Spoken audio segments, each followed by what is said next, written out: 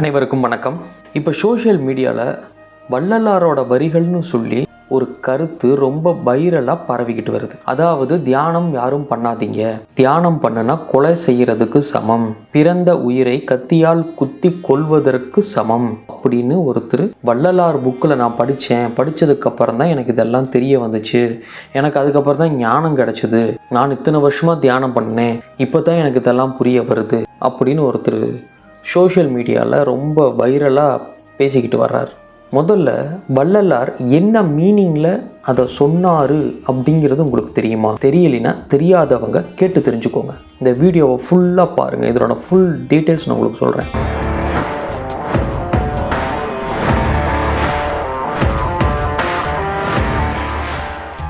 வள்ளலார் எதன் அடிப்படையில் இந்த வார்த்தைகளை சொன்னார் அப்படிங்கிறதையும் சேர்த்து நீங்கள் சொல்லியிருக்கணும். இல்லைன்னா அந்த புக்கில் இருக்கிற எல்லா வரிகளையும் படித்து அந்த எல்லா வரிகளையும் நீங்கள் பதிவிட்டிருக்கணும். அது அல்லாமல் இந்த 2 வரியை மட்டும் நீங்கள் சொன்னீங்கன்னா இது எப்படி மக்கள்கிட்ட போய் அது ரீச் ஆகும்?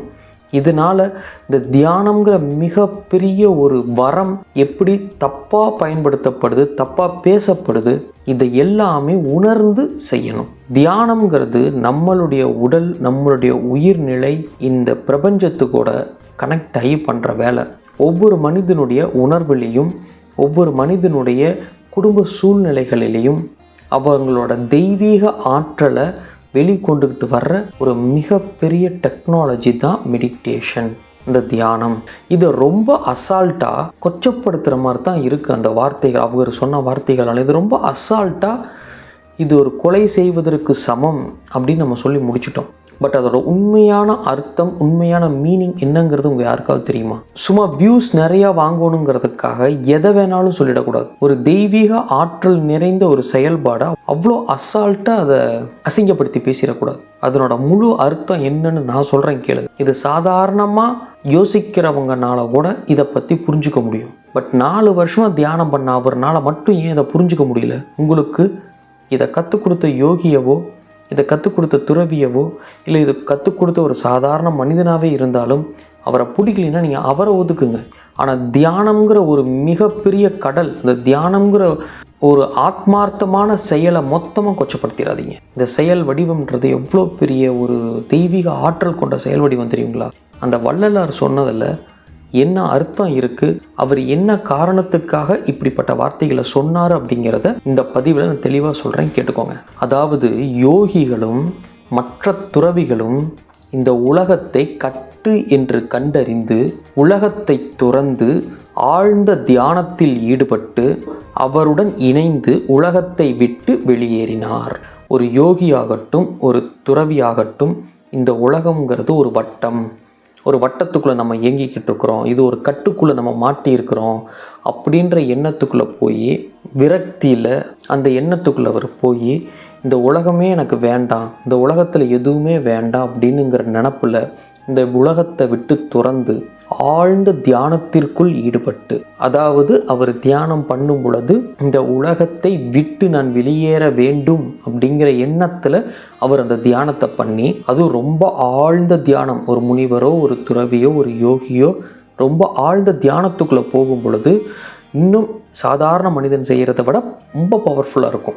அப்போது அவங்களோட சேர்ந்து இன்னும் சிலர் அவங்களோட சேர்ந்து அவங்க வழியில் பின்பற்றி அவங்கள ஃபாலோ பண்ணி இன்னும் சிலர் அதே மாதிரியே நினைப்பில் ஆழ்ந்த தியானத்துக்குள்ளே போய் இந்த உலகத்தை விட்டு வெளியேறாங்க. இந்த யோகியாகட்டும் இல்லை அவரை ஃபாலோ பண்ணினவங்களாகட்டும், ஒரு தொழில் பண்ணுறவங்களோ, குடும்ப வாழ்க்கைக்குள்ளே இருக்கிறவங்களோ, இல்லை குழந்தைகள், திருமணமானவங்க, கடமைகள் கொண்டவங்க, இந்த பூமியில் தங்கள் வாழும் பொழுது தாங்கள் நடத்த வேண்டிய செயல்படுத்த வேண்டிய கடமைகளை கொண்டுள்ளவர்கள் இப்படி ஒரு நினப்பில் இந்த உலகத்தை விட்டு வெளியேறணும்னு ஆழ்ந்த தியானம் பண்ணி இந்த உலகத்தை விட்டு வெளியேறிட்டாங்கன்னா அது அவங்க வாழ்க்கையே தொலைஞ்சு போச்சுன்னு அர்த்தம். அது சரியில்லை அப்படின்னு அவர் சொல்லியிருக்கார். கவனமாக எல்லாரும் கேட்டு தெரிஞ்சுக்கணும். குடும்ப வாழ்க்கையில் இருக்கிறவங்களோ இல்லை ஒரு ஆன்மீகவாதியாக இருந்தாலும் சரி, ஒரு யோகியாக இருந்தாலும் சரி, ஒரு துறவியாக இருந்தாலும் சரி, அவங்களுக்கு இயற்கையாக இந்த பிரபஞ்சம் அவங்கள மேலே கூப்பிட வரைக்கும் நான் மேலே வர்றேன்னு அவங்க போகக்கூடாது. அப்படி போகிறத அவரோட பாயிண்ட் ஆஃப் வியூவில் இருந்து, அவர் பார்த்த விஷயத்துல இருந்து அது தவறு, அது ஒரு கொலை செய்வதற்கு சமம், தற்கொலை செய்வதற்கு அது சமம். தற்கொலை நம்மளை காயப்படுத்தி செஞ்சுக்கிறோம். இதுவே ஆழ்ந்த தியானத்தில் ஈடுபட்டு அவர் என்ன கேட்டாலும் அதில் கிடைக்கும் அப்படிங்கிறது இதுலேயே நம்ம புரிஞ்சுக்க முடியும். இந்த உலகத்தை விட்டு நான் வெளியேறேன், இந்த உலகம் ஒரு கட்டு, ஒரு வட்டத்துக்குள்ளே இருக்குது, நான் இந்த உலகத்தை விட்டு வெளியேறேன்னு சொல்லி ஆழ்ந்த தியானத்தில் இருக்கிறதுனால அந்த ஆழ்ந்த தியானத்தில் அவருக்கு கிடைச்சது இந்த உலகத்தை விட்டு வெளியேற சூழ்நிலை. இந்த உடம்பை விட்டு இந்த ஆன்மா வந்து வெளியேறுது. அப்போ அவர் ஃபாலோ பண்ணுறவங்க, ஒரு தொழிலதிபராக இருக்கிறவங்க, குடும்ப வாழ்க்கையில் இருக்கிறவங்க, ஒரு சில கடமைகளை இன்னும் செஞ்சு முடிக்காமல் இருக்கிறவங்க, ஆன்மீகவாதி, இவங்க யாராக இருந்தாலும் இந்த நினப்பில் தியானத்தில் ஈடுபட்டு, ஆழ்ந்த தியானத்தில் ஈடுபட்டு அவங்க இந்த உலகத்தை விட்டு வெளியேறது தவறு, சரியில்லை. ஏன் சரியில்லைன்னா அவரவர் வந்த வேலைகளை முடித்தாக வேண்டும். அவங்க கர்மா பிரகாரம் அவங்க கடமைகளை அவங்க முடிச்சாகணும். அதான் விதி. நம்ம கர்மாவை முடிக்காமல், நம்ம கடமைகளை முடிக்காமல் இந்த உடலை விட்டு இந்த உயிர் வெளியில் போனாலும் திருப்பி அதே கடமையை தேடி இந்த உயிர் இந்த உடலுக்குள் வந்தே தீரும். உடல் என்ன இந்த உருவமாக இருக்காது, வேற உருவமாக இருக்கும், வேற இடத்துலயே இருக்கும், அவ்வளோதான். ஆனால் அந்த உயிர் திரும்பி மறுபடியும் இந்த பூமிக்குள்ளே வந்துடும், முழுமை அடையாது. இதை நம்ம புரிஞ்சுக்கணும். இதை புரிஞ்சுக்காம பொத்தாம்பொதுவா தியானம் பண்ணால் அது கொலை செய்யறக்கு சமம்னு சொல்லிடக்கூடாது. அவரே இன்னொரு வரியும் சொல்லியிருக்கார். அந்த ஆன்மா தன்னுடைய இருப்பிடத்தில் இருந்து வாழ்ந்து கொண்டே இந்த உலகம் கட்டு என்று உணராமல், இந்த உலகம் வந்து ஒரு கட்டு, ஒரு வட்டம் அப்படின்றது எண்ணம் இல்லாமல் தன்னுடைய உடலுக்குள்ளேயே அந்த ஆன்மா வாழ்ந்துகிட்டு இருந்து இந்த வெளி உலகத்தை சந்திச்சு எதிர்கொண்டு வாழ்ந்து, அப்ப இந்த வெளி உலகத்தை நம்ம சந்திச்சு வாழும் பொழுது இது ஒரு வட்டம், இது ஒரு கட்டுன்னு நம்ம உணர மாட்டோம். இப்படி ஒரு நிலையில் ஒரு மனிதன் தியானம் செய்தால், அப்படி ஒரு நிலைமையில் ஒரு மனிதன் ஆழ்ந்த தியானத்தில் ஈடுபட்டிருந்தால் அவன் வாழ்க்கையின் உண்மையை உணர முடியும். இந்த வாழ்க்கையோட உண்மையை உணரும் அனைத்து அனுபவங்களும் அவனுக்கு கிடைக்கும். அப்படி அந்த எல்லா அனுபவத்தோட சேர்ந்து தன் வாழ்வு சித்தம் அடைய நோக்கமாக இருப்பாங்க. இப்படித்தான் ஒரு மனிதன் இருக்க வேண்டும். தியானம்னா இப்படித்தான் பண்ணணும் அப்படின்னு தான் வள்ளலார் சொல்லி வச்சார். நம்ம உடலை விட்டு இந்த உயிர் வெளியேறணும், இந்த உலகத்தில் நான் வாழ முடியாது, இந்த உலகத்தை விட்டு நான் வெளியேறணும் அப்படின்னு தியானம் பண்ணக்கூடாதப்பா. நீ தியானம் பண்ணுற மாதிரி இருந்தா இந்த உலகத்திலேயே நான் வாழணும், இந்த ஆன்மா இந்த உடம்புலையே இருந்து இந்த உலகத்தில் வாழ்ந்து உண்மையை, இந்த உலக வாழ்வின் வாழ்க்கையின் உண்மையை உணரும் அளவிற்கு எனக்கு அனுபவத்தை கொடுக்கணும் அப்படின்ற தியானம் தான் சிறந்தது. அப்படி தியானம் பண்ணும்போது நம்மளுக்கு நல்ல அனுபவம் கிடைக்கும், உண்மையை உணர முடியும். பிற உயிர்கள் எல்லா உயிர்களையும் நம் வாழ வைக்க முடியும், எல்லா உயிர்களுக்கும் நன்மைகளை செய்ய முடியும். நம் கடமைகளை எந்த துன்பமும் இல்லாமல், எந்த இடையூறும் இல்லாமல், எந்த கஷ்டமும் இல்லாமல் நாம் செய்து முடிக்க முடியும். அப்போ நம்ம கர்மாவை நம்ம அனுபவித்து கழிச்சுக்கிறோம். நம்ம கர்மாவை தியானம் மூலிமா அதை செயல் வடிவத்தில் சரி பண்ணிக்கிறோம். அப்போ அடுத்த பிறப்பு நல்லதாக இருக்கும். இல்லைனாலும் இயற்கை மரணத்திற்கு அப்புறம் அடுத்த பிறப்பு நமக்கு இருக்காது. இப்படி தான் தியானம் பண்ணணுமப்பா. அதை விட்டுட்டு இந்த உலகம் ஒரு வட்டம், இந்த உலகத்தில் நான் வாழலை, இந்த உலகத்தை விட்டு நான் வெளியேறேன் அப்படின்ற எண்ணத்தில் நம்ம தியானம் பண்ணக்கூடாதுன்னு வள்ளலார் சொல்லி வச்சார். அதை சொல்லதை விட்டு போட்டு தியானமே மொத்தத்தில் பண்ணக்கூடாதுன்னு எல்லா தியானத்தையும் நம்ம வந்து கொச்சப்படுத்துகிற மாதிரி, அசிங்கப்படுத்துகிற மாதிரி ஒருத்தர் பேசியிருக்காருன்னா இந்த 4 வருஷமாக அவர் என்ன தியானம் பண்ணியிருப்பார்? எனக்கு அவர் தியானம் பண்ணினாராங்கிறதே சந்தேகமாக தான் இருக்குது. இது மட்டும் இல்லைங்க, இன்னொரு வரியும் தெளிவாக அவர் சொல்லியிருக்கார்.